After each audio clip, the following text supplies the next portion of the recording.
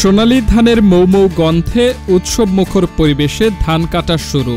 Shiny চুলে এখন হবে সব হেয়ারস্টাইল। সিল্কোর দ্বিগুণ শাইনি চুল প্রতিদিন। ঢাকার ধামরাই উপজেলায় এবার বোরো ধানে বাম্পার ফলন হয়েছে। উপজেলার ১৬টি ইউনিয়নের মাঠে মাঠে ছড়িয়ে পড়েছে সোনালী ধানের ছটা। কৃষকের মুখে ফুটেছে প্রশান্তির হাসি। স্থানীয় কৃষকরা জানিয়েছেন, গত বছরের তুলনায় এবার ফলন অনেক ভালো হয়েছে। তারা বলেন, আমাদের পরিশ্রম সফল হয়েছে। কৃষি বিভাগের পরামর্শ মেনে চলার ফলে আমরা ভালো ফলন পেয়েছি। এখন চলছে ধান কাটার মৌসুম।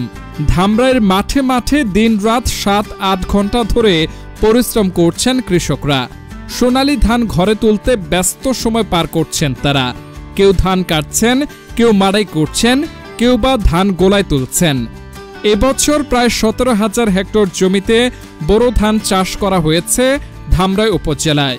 ফলন ভালো হওয়ায় কৃষকদের মধ্যে বিরাজ করছে উৎসব মুখর পরিবেশ।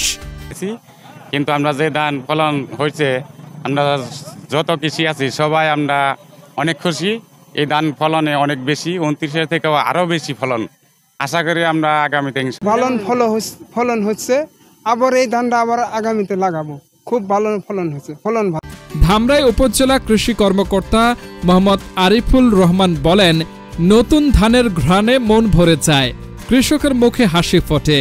বাঙালির ঐতিহ্যের সঙ্গে ধানের এই উৎসব গভীরভাবে জড়িয়ে আছে।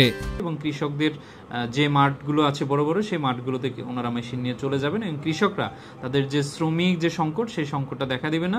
তারা দ্রুতই যে কোনো ঝড়ঝাপটার আগে তাদের যে সোনালী ফসল কাঙ্ক্ষিত সেই ফসলটা তাদের ঘরে তুলতে তারা সক্ষম হবে। এবছর সব থেকে ভালো বোরো ধানের ফলন আসছে, কারণ এবছর যে আবহাওয়াটা অনুকূলে ছিল, রোগের এবং পোকামাকড়ের আক্রমণটা কম এবং কৃষকরা সুষম সার প্রয়োগ করেছেন এবং আগাম তারা প্রতিরোধ ব্যবস্থা নিয়েছেন।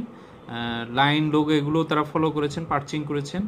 সর্বোপরি আমরা ইনশাল্লাহ আশা করছি এবছর যে আমাদের লক্ষ্যমাত্রা ইতিমধ্যে আবাদে ছাড়িয়ে গেছে এবং ফলনেও আমরা রেকর্ড পরিমাণ একটা ফলন অত্র